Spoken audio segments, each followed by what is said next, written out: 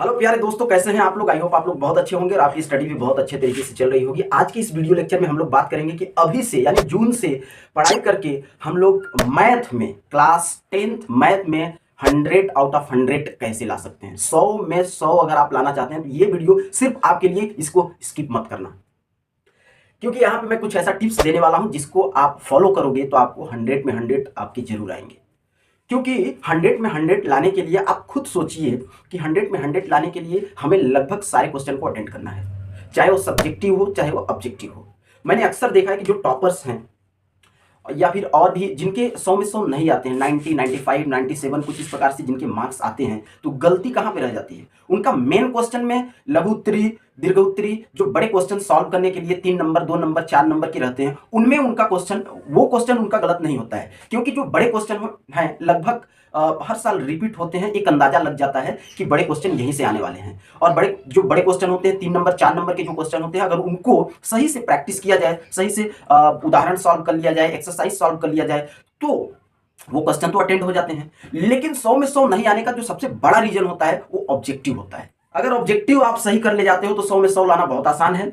अगर शुरू से आप स्टार्टिंग से अगर आप 10 महीने मेहनत करते हो तो बिल्कुल 100 आउट ऑफ 100 आ जाएगा। तो सबसे बड़ा जो मुद्दा है, सबसे बड़ा जो पॉइंट यहाँ पे है 100 में 100 लाने का, मैं आपको बताना चाहूंगा कि ऑब्जेक्टिव पे फोकस करना होगा। सब्जेक्टिव जो क्वेश्चन होते हैं, जैसा कि मैं बताया कि सब्जेक्टिव जो क्वेश्चन होते हैं उनको डील करना, उनको सॉल्व करना बहुत आसान होता है, खासकर बोर्ड एग्जाम में।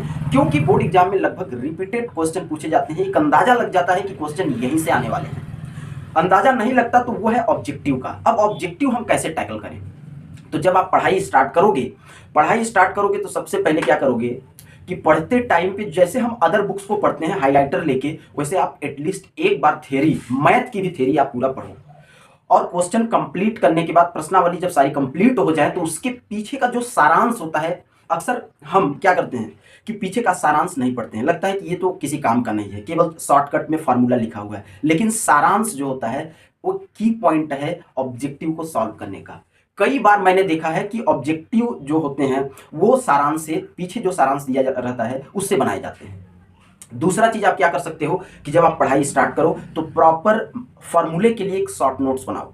क्योंकि लास्ट में जाते जाते जब पूरा चैप्टर आपका कंप्लीट हो जाए तो आपका इधर पूरा प्रॉपर फार्मूला आपका प्रिपेयर रहे। और जैसे जैसे आप चैप्टर को कंप्लीट करोगे फार्मूला भी रिवाइज करते जाओ। और रिवीजन सबसे ज़्यादा जरूरी है। रिवीजन करने का सही तरीका क्या है कि एक चैप्टर ऐसा नहीं कि आप 1 से 10 चैप्टर तक कंप्लीट किए फिर शुरू से और रिवीजन करने, ऐसे में तो भूल जाएगा। पहला चैप्टर कंप्लीट, दूसरा चैप्टर स्टार्ट, पहले चैप्टर का रिवीजन। दूसरा चैप्टर जब आपका खत्म होने वाला हो तो पहले चैप्टर का रिवीजन हो जाना चाहिए। तीसरा चैप्टर स्टार्ट, 2 चैप्टर का रिवीजन। ये स्टार्ट रहे, इसको आप करते रहो, एक्सरसाइज का सॉल्व करते हो। लेकिन पीछे का जो पहला और दूसरा चैप्टर है उसके भी क्वेश्चन आप जो टफ हैं, खासकर क्योंकि एक बार जब आप सॉल्व करोगे तो लगभग अंदाजा लग जाएगा कि ये क्वेश्चन बन रहे हैं, ये क्वेश्चन थोड़े से टफ हैं, तो आपको टफ क्वेश्चन की प्रैक्टिस करनी है। बाकी इसी प्रकार से अगर आप प्रॉपर एक फार्मूला का शॉर्ट नोट्स आप बना लो, ठीक, मेन नोट्स बनाओ एक्सरसाइज का, और खासकर टफ क्वेश्चन पे हाईलाइट करो जितने भी टफ क्वेश्चन हैं। क्योंकि अगर एक प्रश्नावली में मान लीजिए 50 क्वेश्चन है तो 30 क्वेश्चन हमें बनते हैं, 20 क्वेश्चन में थोड़ा सा दिक्कत जाती है। तो आपको 30 क्वेश्चन पे प्रैक्टिस कम करना है, 20 क्वेश्चन जो थोड़ा जिसमें आप फंस रहे हो उस पर प्रैक्टिस ज्यादा करनी है। इसी प्रकार से अगर एट द एंड पूरे साल आप करोगे तो आपके 100 में 100 जरूर आएंगे। थैंक यू सो मच, मिलते हैं किसी और वीडियो में।